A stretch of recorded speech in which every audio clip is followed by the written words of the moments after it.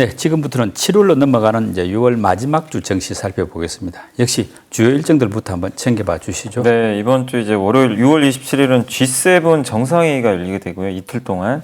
그리고 미국의 5월 내구재 주문 이제 지표가 발표되고 6월 28일 화요일에는 이제 미국 6월 소비자 신뢰 지수가 발표가 예정이 돼 있고요.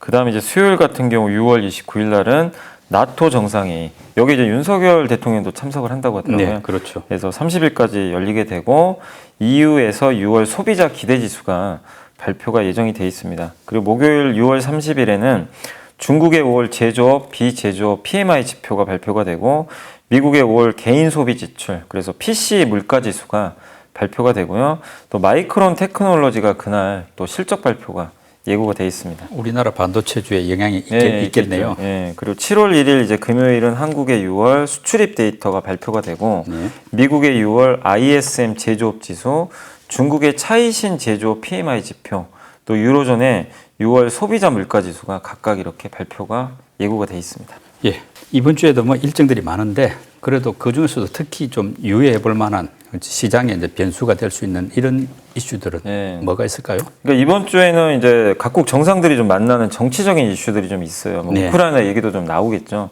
그래서 아마 거기에 대한 이제 얘기들이 또 나올 수 있으니까 한번 정치적인 이슈들도 체크해 보시면 좋을 것 같고, 역시 이번 주에 가장 그래도 좀 주목하셔야 될 거는 마이크론 테크놀로지. 네. 실적이 뭐 물론 안 좋게 나올 가능성이 좀 높아요. 지금 현재 뭐 분위기로는. 그렇지만 이제 발표하고 나서 투자들의 반응이 더 중요하잖아요. 아, 반영했다. 그래서 올라갈 수도 있고, 아, 이거 생각보다 훨씬 안 좋은데 이럴 수도 있거든요. 그래서 마이크론 실적을 보고 지금 반도체에 대한 투자들의 심리를 우리가 알 수가 있잖아요. 그 다음에 역시 중요하게 생각해야 될 게, 저는 이제 미국의 6월 ISM 제조업 지수 같아요. 이게 왜 중요하냐면 이제 요 ISM 제조업 지수가 구매 담당자들의 설문조사인데, 예. 지금 분명히 이제 경기 침체 얘기까지 나오니까 굉장히 안 좋게는 나올 거는 같은데, 이게 안 좋게 나오면 오히려 좋습니다. 안 좋게 나와야 예. 이제 진짜로 경기 침체로 가는구나. 왜냐면은 이제 그 연준 위원들도 이제 명확하게 이제 알 수 있는 거죠. 아, 지금 금리를 세게 올렸더니 실제로 이제 경기 침체로 가겠구나. 그럼 나중에 물가 안정화되면요, 확실히 그 통화 정책이 좀 완화로 또 바뀔 수도 있어요. 그래서 ISM 제조업 지표 좀 잘 보시면 좋겠고, 그 다음에 한국의 수출입 데이터가 지금 6월 20일까지 이게 마이너스로 나왔어요, 수출이. 예. 처음이죠. 제가 본 거로는 2년 동안 마이너스 난 적이 없었던 것 같은데, 코로나19 이후로는. 그래서 이게 실제로 마이너스로 전환이 되는지 한번 좀 지켜봐야 될 것 같습니다. 근데 일평균으로는 20까지 아직은 괜찮아요. 조금 예. 플러스였으니까. 그래서 좀 플러스 나오면 다행이죠. 예. 다행인데 한번 마지막까지 데이터 살펴보시면 좋을 것 같고, 그 다음에 이제 마지막으로 미국의 그 5월 물가지수 발표 하나 있잖아요. PC. PC. 이것도 원래 연준에서 제일 중요하게 생각한 게 이거거든요. 근데 물론 연준장이 이번에는 그냥 일반적인 소비자 물가가 더 중요하다고 언급은 했지만, 이것도 무시할 수 없는 지표인데, 이것도 물론 좀 후행적이긴 하지만 소비자 물가 지수처럼 예상을 상회할지 한번, 아니면 또 반대로 꺾일지, 그건 좀 체크를 해봐야 될 것 같습니다. 지금 우크라이나 전쟁 와중에 러시아산 원유가 이제 중국하고 인도로 이렇게 집중 수출되고 있다고 하더라고요. 그동안 전쟁 때문에 러시아 원유가 이제 공급이 안 돼가지고 글로벌 어떤 원유 시장의 이제 공급 부족으로 인해서 가격이 오른다 이렇게 봤는데, 사실은 그렇게 아닐 수도 있다 보면은 지금 뭐 긴축이 이제 되고 있으니까 원유 가격이 좀 잡힐 수도 있다, 이런 기대감을 가질 만하지 않나요? 네, 이거 실제로 지금 뭐 여기 그 러시아산 원유가 중국과 인도로 막 집중 수출된다는 뭐 뉴스들 많이 보셨을 예. 거예요, 사실. 근데 실제로 그게 뭐 사실인 것 같고요. 지금 아시아 판매량이 지금 50만 3,000배럴 정도 증가했다고 하거든요. 3, 5월 달에. 이제 유럽으로 수출이 금지돼 버렸잖아요, 사실상. 그 부족한 만큼을 거의 채워버렸어요, 사실은. 예. 그렇기 때문에 전체 공급은 사실 크게 줄었다고 보기는 사실상 어려운 거죠. 러시아산 원유로 우랄유라고 하더라고요. 예. 여기는 이제 가격을 30% 이상 이렇게 저렴하게 판매를 한다고 하더라고요. 네. 그러니까 이제 사실 지금 중국은 무역 수지가 흑자예요. 예. 싸게 공급을 받으니까. 인도도 많이 수입을 하고 있고. 예. 근데 이제 이걸 못 받는 나라들은 당연히 무역 수지 당연히 피해를 보겠죠. 네. 비싼 걸 써야 되니까. 그렇지만 전체로 봤을 때는 공급 면에서 그렇게 크게 차질이 있었다고 보기는 어려운 것 같고, 그러니까 다분히 좀 심리적인 게 컸던 것 같아요. 예. 투기적인 매수에도 들어갔던 것 같고, 그리고 실제로 그 원유 재고도 그렇게 뭐 원유 재고도 어느 정도 있다고 하더라고요. 그러니까 원유 재고가 아예 없는 게 아니라 지금 원유 재고가 너무 부족해서 막 유가 급등한 거 아니냐 이런 얘기들도 있는데, 그 국제 에너지 기구에서 나온 자료에 의하면 3월부터 원유 시장이 초과 공급 상태래요, 오히려. 네. 그러니까 이게 우리가 생각한 거랑 좀 완전히 다른 데이터죠. 그 동안에 약간 투기 수요가 있었다고 봐야 네, 되겠네요. 맞아요. 그게 좀 일부 있었던 것 같아요. 그러니까 이게 결국 전쟁이 장기화되면 국제 효과가 뭐 지정학적 리스크에 항상 반영을 하니까. 네. 근데 어쨌든 이제 그런 건 반영이 된 상태에서 또 최근에 이런 공급 이슈 생겼고 7월 15일 날 어찌됐건 사우디 방문을 하잖아요. 예. 뭐 결과는 모르지만 거기다 이제 경기 침체 우려까지 수요 둔화까지 생기다 보니까 국제 효과는 어쨌든 이제 조금씩 꺾이긴 시작했다. 그래서 유가발 인플레이션이 잡힐 수 있는 그런 기대감은 네. 조금씩은 사실은 좀 시장에서 살아나고 있는 것 같습니다. 지금 이제 하나 업종별로 한번 살펴보고 싶은데 삼성전자 이야기 좀 해보겠습니다. 네. 2분기 실적 추정치를 놓고 뭐 괜찮다는 전망도 있고 좀 부진하다 이런 전망도 나오는데 대체적으로 어느 쪽으로 많이들 봅니까? 이게 원래 4월 달만 해도 올라가고 있었어요. 추정치가. 그때는 올라가서 뭐 16조 원까지도 얘기가 나왔는데 네. 지금 5월 달에 15조, 그러니까 평균치로 제가 말씀드릴게요. 5월에 15.2조가 가장 평균치 고점이었고 그 다음에 그 후로 5월 중순부터 꺾였어요. 예. 추정치가 점점 꺾이더니 많이 꺾인 건 아니에요. 지금 15.1조까지 좀 떨어졌어요. 예. 근데 이게 좀 분위기가 안 좋은 게 점점 하단이 낮아져요. 그러니까 저는 평균을 말씀드린 거고 최근에 가장 안 좋게 보고 있는 증권사가 얼마까지 봤냐면 14.2조까지 떨어뜨려 놨어요. 영업이익이. 예. 근데 요게 무슨 얘기냐면 평균으로 보통 봐요. 네. 근데 이제 평균치로는 15.1조지만 아직 안 낮춘 뭐 증권사도 있으니까 근데 가장 안 좋게 보는 데가 14조 원 초반까지 떨어뜨려 놨으니까 네. 결국 여기에 좀 많이들 수렴을 해서 예. 앞으로 1, 2주 정도 더 지나면 더 떨어질 가능성도 있습니다. 그래서 실제로 추정치는 하향되기 시작했다. 이렇게 보고 있는 것 같고 내용으로는 반도체는 좋대요. 예. 2분기는. 근데 뭐가 문제냐면 디스플레이랑 스마트폰 사업부가 크게 좀 안 좋아질 것 같다. 그래서 추정치가 예. 좀 꺾이고 있다. 이렇게 보시면 좋겠습니다. 최근에 주가 하락도 이거하고 약간 관련이 있다고 봐야 되겠네요. 네, 맞습니다. 이게 하향되면서 외국계에서 좀 많이 파는 모습도 나왔던 것 같습니다. 근데 삼성전자가 이번 주에 이제 3나노 그 파운드리 3나노 양산을 뭐 공식 발표한다 뭐 이런 이야기도 있고 또 반대로 3나노 양산 시기를 좀 뭐 늦추기로 했다 이런 또 네. 반대되는 기사도 있던데 지금 만약에 이제 양산을 공식 발표할 정도로 나오면 수율이 어느 정도 뒷받침된다는 이야기니까 그렇다면 이건 약간 호재라고 봐야 되는 거 아닙니까? 동아일보에서 먼저 기사가 나왔어요. 단독 보도로 3나노 그 GAA 방식으로 좀 이거 양산 연기된다. 예. 이게 나왔고요. 올해 말 아니면 내년 1분기로 연기될 것 같다. 네. 이게 수율이 60% 나와야 된대요. 예. 그래야 고객사하고 협의해서 양산이 되는데 그게 안 된 것 같다. 네. 근데 그 후에 뭐라고 나왔냐면 조선일보나 이제 다른 언론사에서 아니다. 예정대로 3나노 양산한다. 네. 또 이 반박 보도가 나와버렸어요. 경제신문들이 주로 그렇게 네, 하더라고요. 그래서 적극을 오히려 삼성이 또 적극 해명했다는 기사가 나왔습니다. 그러니까 문제 없다. 네. 수율 문제가 뭐 있을 수도 있지만 어쨌든 금주 중에 그러니까 이번 주 안으로 아마 삼성이 이걸 공식적으로 발표한다는 얘기가 좀 신문 기사에 좀 나와 있더라고요. 예. 그래서 GAA 방식은 TSMC의 핀백 방식하고 좀 다르게 이거를 하게 되면은 칩 면적이 45%나 줄고요. 네. 소비 전력이 50%나 줄어들어요. 그러니까 이게 양산에 성공하면 삼성은 TSMC보다 이제 기술 면에서 앞서가는 게 분명한 팩트거든요. 네. 제일 우려하는 게 제대로 양산할 수 있냐. 그러니까 수율이 나오느냐. 수율이 나오냐. 근데 양산을 한다는 건 고객사랑 협의가 됐다는 얘기거든요. 그러니까 한두 개 만드는 건 그냥 만드는 건데 네. 고객사가 없으면 안 만들어요. 왜? 파운드리랑 메모리는 달라요. 메모리는 그냥 찍어내요, 계속. 기승복이니까. 예. 예. 근데 이건 맞춤 양복이라 누가 주문을 해야만 찍어요. 그렇죠. 근데 이거 양산하는 건 누가 주문했다는 얘기예요. 아. 고객사는 누군지 모르지만.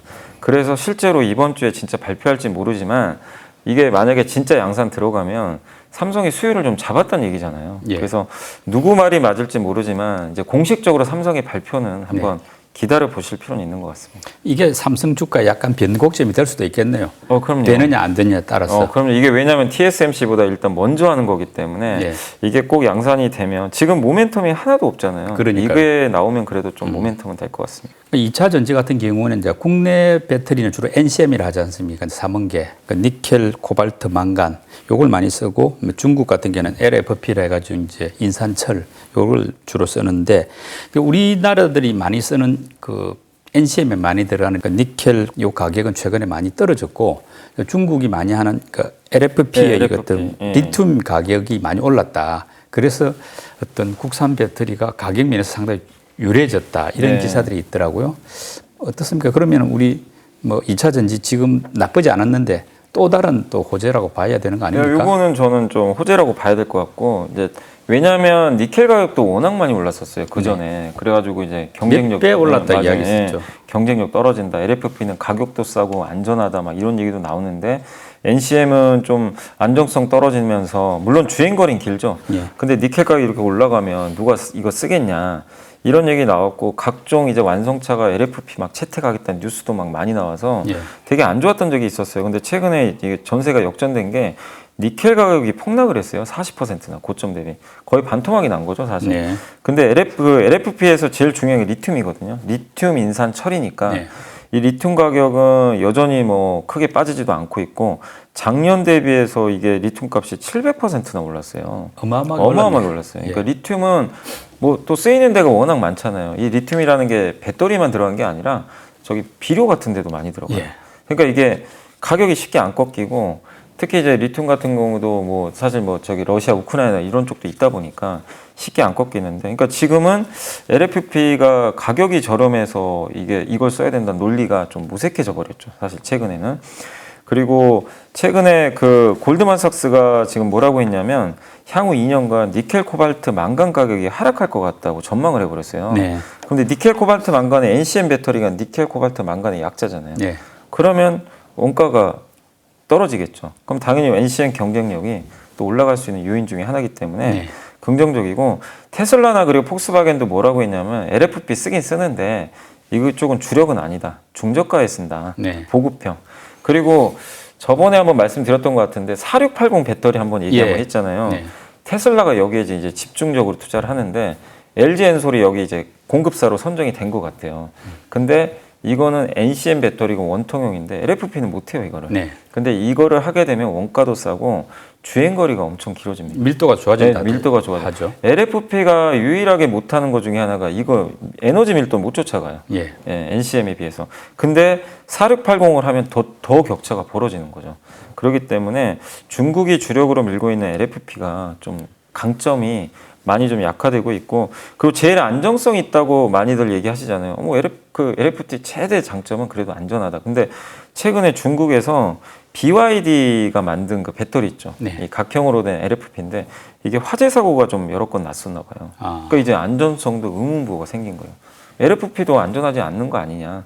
그래서 투자하실 때 무조건 뭐 LFP가 좋다 이런 것보다도 확실히 NCM에 대해서 채택하는 부분도 늘어나고 있기 때문에 그 우려감들은 조금 덜어내셔도 좀 될 것 같습니다. 그러니까 누리호 발사 성공한 데 이어서 이제 8월에는 그 달 탐사선 다누리 여기에 이제 발사가 있는데 뭐 이렇게 된다면은 이제 우주 항공주 또 방산주는 뭐 어떻습니까?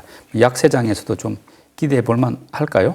근데 이제 그 발사 성공했는데 주가가 폭락을 하더라고요. 그날. 성공한 다음 날 이제 확실히 그런 거 있잖아요. 재료 노출되면 팔아라. 뉴스에 팔아라. 그 이번에도 정확히 맞아 떨어졌고요. 근데 물론 아직은 끝났다고 저는 보지는 않는 게 지금 앞으로 4차례 더 발사한다고 했고요. 이 누리호 요거 이용을 해가지고 4차례 더 발사를 하고 항공우주청 설립 얘기도 나왔고 그래서 장기 모멘텀이 있고, 그리고 방금 물어보신 대로 이제 다누리호가 달 탐사선으로 8월 2일 날 발사를 하게 되는데, 물론 우리나라 발사체는 아닙니다. 이게 스페이스X의 팔콘 9 발사체에 딱 타가지고 가는데 이게 성공하면 너무 좋죠. 왜냐하면 이제 우리나라가 인공위성 쐈지만 탐사선을 보낸 적은 한 번도 없거든요. 달에. 근데 달에 만약에 탐사선 보내서 성공적으로 임무를 수행하고 나면 몇 년 후에는 우리나라 자체 기술로 보낼 수도 있잖아요. 이게 목표인 것 같아요. 그래서 누리호 성공이 진짜 중요한 게 이 발사체를 만들었기 때문에 이제 달로도 보낼 수 있어요, 나중에는. 뭐 그리고 우주여행도 할 수 있는 시스템을 만들 수 있기 때문에 큰 그림상으로는 굉장히 좀 긍정적이다. 다만 어쨌든 누리호 이벤트로 인해서 그동안 사실 좀 올랐거든요. 그 이벤트가 어쨌든 끝났기 때문에 당분간 좀 소강 상태는 좀 불가피하다. 다만 이제 7월 말에 또 요 기대감으로 한번 오를 수는 있지만 예. 강한 임팩트가 있는 그런 부분은 조금 이제 끝나가는 것 같다. 네. 단기적으로는요. 그렇게 좀 보고 있습니다. 네, 이제 뭐 7월 증시가 시작이 되는데요. 좀 주목해 볼 만한 업종 어떤 쪽일까요? 여전히 뭐 주도 업종으로 본다면 이제 저는 뭐 아까도 그 아까 일부 시간에도 LNG 쪽은 계속 좀 7월에도 좀 괜찮을 것 같아요. 그래서 조선 기자재 쪽 한번 보시면 좋겠고 7월에 정책 발표가 예고돼 있는 게 건설주가 하나 있어요. 원희룡 국토부 장관이 주택 공급 250만 호 네. 구체적인 안을 발표한다 그랬거든요. 그게 7월로 예정이 돼 있습니다. 그래서 한번 보시면 좋겠고 지난주에 한국전력이 급등을 하더라고요. 근데 그 이유가 국제유가가 급락을 했잖아요. 그럼 유가 급락할 때 수혜주가 또 석유화학 기업들 일부 있어서 물론 이쪽에 구조적인 성장은 아닌데 업황에 좀 숨통은 튀겠죠. 유가가 좀 빠지면서. 그래서 석유화학 기업들도 보시고 운임이 좀 최근에 많이 떨어졌어요. 그 해운? 해운 예. 운임 지수가. 그래서 해운 운임 지수가 이렇게 떨어질 때 수혜받는 기업 업종 중에 하나가 그 제지 업종. 네. 제지 업종도 왜냐면 이런 그 운임이 떨어지면 주로 수출 같은 거 많이 하거든요. 예. 또 아니면 그 펄프 같은 거 수입할 때 다 이제 배로 또 실어서 오잖아요. 예. 그래서 이런 쪽에 대한 수혜도 예상이 되니까 한번 이런 쪽에 대해서 좀 역발상으로 보시는 것도 좀 좋을 것 같고 그리고 만약에 이제 증시가 반등을 해주면 7월에 혹시라도 그 기술적 반등 나오면 어쨌든 낙폭과대주들은 거의 웬만하면 다 올라갈 수 있다라고 보시면 좋겠고 마지막으로 실적 호전주도 좀 보시는 게 좋은 게 이제 7월부터 2분기 실적 시즌이 들어가요. 그렇기 때문에 그 보통 애널리스트 분들이 2분기 실적 보고서를 미리 쓰거든요. 7월 달 되면. 그럼 그 보고서 보고 기업에서 그러니까 나온 것 중에 추정치가 올라가는 기업들이 있을 거예요. 그럼 그런 기업들은 또 선택을 받을 수 있으니까 7월에는 좀 어닝 시즌이니까 애널리스트들의 실적 보고서도 좀 면밀히 살펴보시면 좋을 것 같습니다. 이제 약세장에서 배당주에 대한 관심들이 좀 큰 편인데 이 배당주도 뭐 다 좋은 건 아닐 거 아닙니까? 약간 옥석 가리기를 한다면 어느 쪽 배당주가 좀 나아 보입니까? 이게 증시가 급락하다 보니까 너나 할 것 없이 빠지다 보니까 배당 수익률 10%짜리도 나왔어요. 네. 그럼 뭐냐면 제가 찾아보니까 DGB 금융주주라고 그 지방은행 있잖아요. 예. 원래 거기가 많이 주는데 요즘에 은행주도 같이 빠져가지고 DGB 금융주주가 지금 배당 수익률이 예상이 10%. 예. BNK 금융주주가 8.9% 정도 나옵니다. 그래서 보통 지방은행주들이 지금 배당 수익률로 가장 높게 네. 형성돼 있고 그 다음에 우선주들도 좀 괜찮아요. 금호석유 우선주가 9.3%, 네. 현대차 EUB 우선주죠. 요게 7% 정도 예상되고 그 다음에 삼성카드 네. 여기가 7.4% 정도 예상이 돼 있고 그 다음에 그 부동산 신탁회사 있잖아요. 한국자산신탁 네. 여기가 6.2%. 그래서 뭐 원래도 이 기업들이 배당 수익률이 원래 높은데 이번에 증시가 급락하면서 한 10에서 20%더 빠져버렸거든요. 그래서 고배당 주들이 지금 굉장히 많아졌기 때문에 배당을 노리시는 분들이라면 한번 투자할만 해볼 만한 그런 좀 구간에 왔다라고 보고 있습니다. 그 개인들은 그동안 이제 급락하는 종목 위주로 매수하는 네. 이른바 낙폭 과대주 매수 전략으로 지금 임해 왔는데 지금 그러다 보니까 이게 뭐 장이 계속 더 빠져버리니까 지금 수익률이 좀 더 나빠졌지 않습니까? 약간의 어떤 전략 수정이 좀 필요하지 않을까요? 제가 이제 보고서도 바로 네. 연결해서 한번 설명을 해드릴게요. 오늘 이제 이번 주에 가져온 보고서인데 사실 산업도 중요한데 지금은 또 마인드 컨트롤, 전략도 중요한 것 같아서 그래서 신영증권의 그 금약군 센터장님 계시잖아요. 예. 그분이 장기주의 그래서 주식 보유 기간별 성과 분석이라는 자료인데 꼭 한번 읽어보시면 도움은 될 것 같고 근데 그에 앞서 이제 저도 좀 말씀드리고 싶은 게 지금 무조건 그러니까 개인 투자분들이 최근에 보면은 많이 빠지면 그냥 막 사시는데 예. 그렇긴 하지 마시고 낙폭과대주가 언젠간 오르긴 하겠지만 낙폭과대주 중에서도 분명히 실적이나 이런 게 좋은데 억울하게 빠진 업종들도 되게 많이 있어요. 그래서 낙폭과대주에 들어가기 전에 싸다고 무조건 살 게 아니라 싸면서 성장하는 기업들이 있잖아요. 네. 분명히 아까 제가 한번 설명드린 그 LNG 쪽도 있을 거고 반도체도 장기적으로 성장한다고 저는 생각을 하거든요. 뭐 아니면 배터리, 네. 전기차, 그리고 태양광, 그리고 앞으로 해외여행도 많이들 가시겠죠. 그러니까 누가 봐도 이런 거는 수요 성장 산업인데 그런 거를 오히려 이렇게 급락할 때 그러니까 폭락했을 때 낙폭과대로 들어가신 거는 합리적인데 단지 이런 거죠. 그냥 무조건 빠졌으니까 아무거나 사자.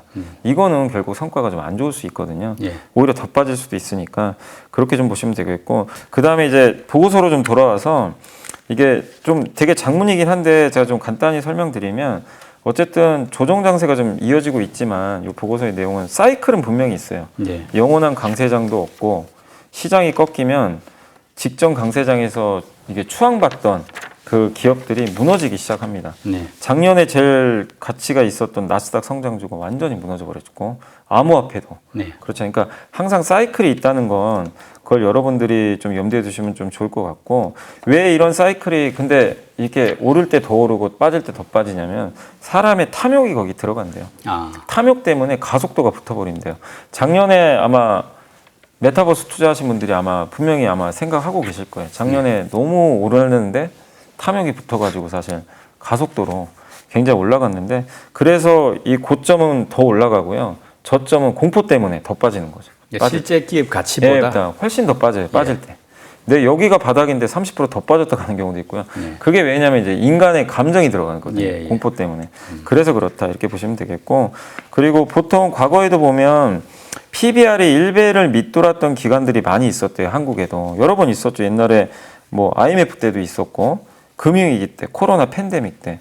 근데 1배 밑으로 떨어지고 나서도 주가가 많이 떨어진 경우가 있는데 1990년대 이후로 PBR이 1배 밑을 밑돌았던 기간이 전체의 28%였대요. 네. 적은 건 아니죠. 근데 핵심은 뭐냐? 어쨌든 나중에 다 회복이 됐다는 얘기예요. 네. 그 1배 밑에서 다.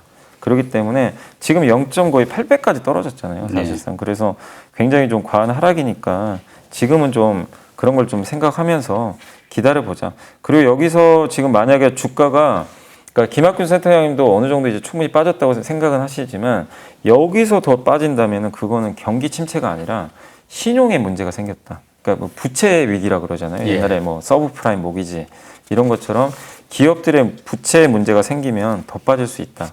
근데 그게 아니라면 크게 빠질 이유는 없다는 거죠. 지금 밸류에이션 상으로는. 네. 그래서 지금은 시스템 리스크가 발생할 가능성은 높지 않다고 보시더라고요. 지금은. 예. 그 정도. 그리고 어쨌든 이제 마지막으로 주식을 좀 장기 보유하자. 그런 말씀입니다. 왜냐하면 주식을 장기 보유했을 때 성과가 어쨌든 좋긴 좋았대요. 아무거나 하자는 건 아닌데 장기적으로 보유했을 때 결국 대부분은 다 회복이 됐대요. 3년 안에는. 네. 물론 3년이라는 시간이 길긴 긴데 어쨌든 대부분 회복을 했기 때문에 뭐 개별 종목에 대해서는 일일이 뭐 언급하기는 어렵지만 장기적인 관점에서 좀 잘 이겨내자. 네. 이런 얘기고 1년 보유했을 때 상승 확률이 60%인데 3년, 5년 보유했을 때는 장기적으로 75, 82% 확률로 어쨌든 올라갔대요. 네. 네, 주가라는 게. 그래서 여러분들이 좀 힘든 구간이지만 지금은 버티는 것도 투자라고 하더라고요. 약간 그러니까 장기 투자하면서 지금은 시스템 리기로만 안 된다면 워낙 많이 빠져 있고 그리고 버티는 것도 투자니까 너무 상심해서 공포에 젖어서 팔지 말고 네. 좀 이겨내자라는 그런 내용이니까 한번 리밸런싱, 약간 교체하는 거죠. 네. 그러니까 이걸 공포에 젖어서 다 팔고 현금하는 게 아니라 팔고 더 좋은 걸로 한번 교체는 해보자. 예. 그런 얘기는 좀 담겨 있으니까. 이제 리밸런싱을 할 때 지금 그러면은 이제 팔아서 그 수익으로 이제 다른 걸 산다는 이야기인데요. 네. 지금 팔아야 되는 쪽 또 약간 살 수 있는 쪽 구분을 굳이 한다면 어떨까요? 그러니까 특정 기업을 거론해서 정말 죄송한데, 그러니까 하나의 예시를 좀 들어볼게요. SK 하이닉스가 있고 LG 디스플레이가 있어요. 근데 둘 다 똑같이 폭락을 했어요. 고점 대비 한 30%인가 40%다 빠져 있거든요. 네. 근데 한번 보세요. 이건 제가 기자님한테 물어봐도 어느 게 더 좋아 보이세요? 딱 봐도. 저는 디스플레이보다 하이닉스가 그죠? 낫다고 보죠. 근데 그 이유가 있잖아요. 예. 그러니까 주가는 다 똑같이 빠졌는데 내가 둘 다 물려 있다고 치면 저도 당연히 하이닉스로 갈아타는 게 맞다고 봐요. LG 디스플레이도 역사적 저점이에요. 밸류에이션이. 그러면 그 평소 같으면 팔 이유는 없어요. 근데 옆에 더 좋아 보이는 기업도 같이 빠졌잖아요. 예. 그럼 나중에 그러니까 반도체는 누가 봐도 수요 성장 산업인데 이 TV 쪽이잖아요. 네. TV는 수요가 정체돼 있고 오히려 지금 줄고 있잖아요. 가시성 떨어지고 그리고 반도체는 새 기업이 독점인데 예. 디스플레이는 중국과 아주 피 터지게 좀 경쟁을 하잖아요. 그러니까 요 차이가 좀 일부 있는 거죠. 그러니까 하나의 예를 든 거예요. 예. 비즈니스 모델과 산업의 성장성을 보고 네. 두 개의 비슷한 기업이 있으면 이건 명확하게 딱 보이잖아요. 예. 그럼 과감하게 교체하는 것도 고민을 해보자. 네, 이제 곧 7월이 되고 하반기 증시가 시작됩니다. 코스피가 6월에만 10% 이상, 11, 2% 정도까지 빠졌을 정도로 상반기 내내 부진했는데요. 하반기에는 조금 더 나아지기를 기대해 봅니다. 연블리의 비밀로또 오늘 순서 마칩니다. 임 이사님 수고하셨습니다. 네, 감사합니다.